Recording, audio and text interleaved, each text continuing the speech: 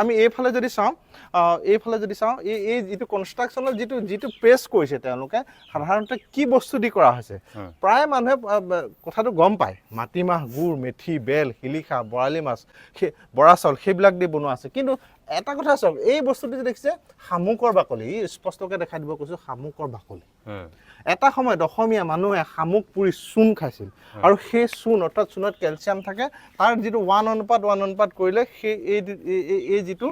সেইটো সময়ত কৰাল বুলি কৈছিল আৰু সেই কৰাল প্ৰস্তুত পদ্ধতি বহু ধৰণৰ থাকে তাৰ ভিতৰত এই চুৰকিখিনি আছে আৰু এইখিনি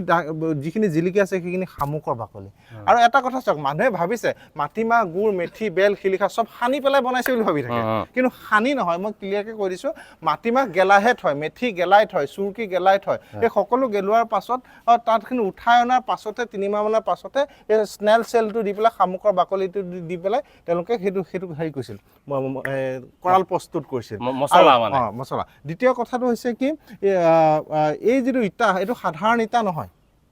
এই সাধাৰণ তাৰ যদি আপুনি চাই এনেকৈ যদি ফিংগাৰিং কৰে আপোনাৰ আঙুলিটো পিছলি আহিব কিন্তু আপুনি আঙুলিটো এনেকৈ যদি দেখায় ইয়াত একো লাগি নাথাকে মডাৰ্ণ কনষ্ট্ৰাকশ্যনৰ যিবিলাক ব্ৰিক্স থাকে সেইটো এনেকৈ দিলে খহটা হয় আৰু আপোনাৰ হাতত ধূলা লাগি থাকে অৰ্থাৎ তেওঁলোকে ইটাটো বনোৱাৰ পাছত মিঠাতেলত দি তলফালৰ পৰা জুই জ্বলাইছিল আৰু যাৰ কাৰণে এটা অইলে ৱাটাৰ প্ৰটেক্টেড প্ৰুফ হৈ আছিল আৰু সেইবিলাক চালেহে গম পাব যে এই বস্তুটো সাধাৰণতে তেওঁলোকে কিমান আমি এটা কেনেকুৱা জাতি সেই কথাটো গম পোৱা যায়